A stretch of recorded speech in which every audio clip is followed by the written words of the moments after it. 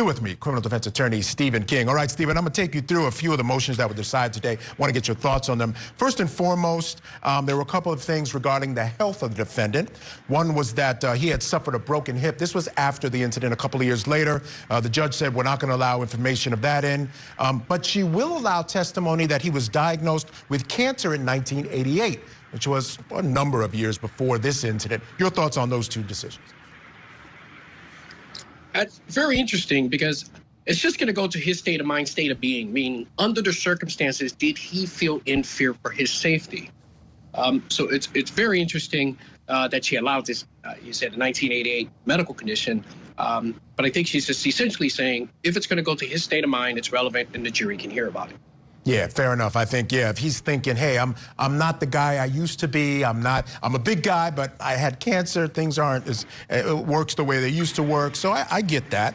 All right, we have some other stuff. The defense wanted to bring in testimony, sort of character evidence, both from the wife and the daughter.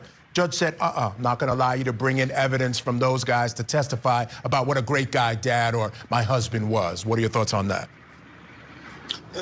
Yeah, character evidence is generally inadmissible. I mean, the jurors are there. They can watch his demeanor. They can see if he's a credible witness. Now, maybe his propensity for violence or lack thereof, that's something maybe the defense wants to be careful about. A lot of people are going to think, look, this guy's been a police officer. We haven't heard anything about his violence. As far as we know, he retired. He can hold his cool. And so I think it would be inequitable if you say, hey, my dad is such a good guy.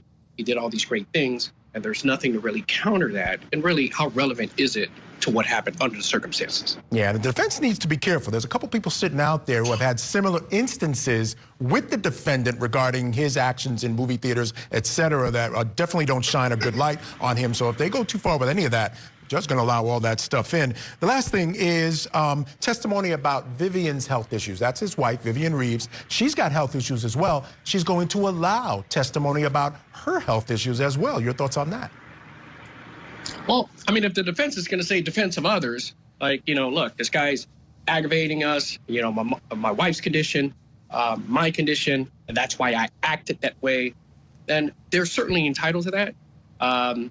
Hopefully this video will show what actually occurred, but it would have to be defense of others, and I need to stand up for my wife. But to use a gun under the circumstances when we're talking about popcorn, we'll see. They don't want to stray too far because then the defense is going to lose credibility in what it is that they're trying to assert as a defense.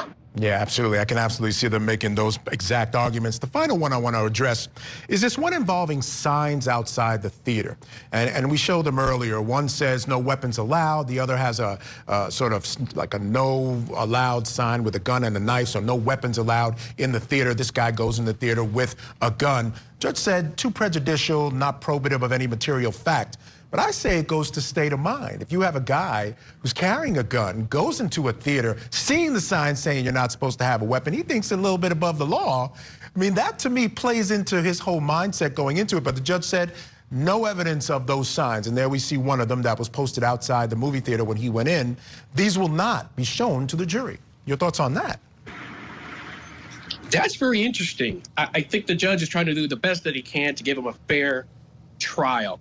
How many times has he been to the movie theater where he's carrying a weapon? The fact that he just has a weapon, does that mean that he intended to use it under the circumstances?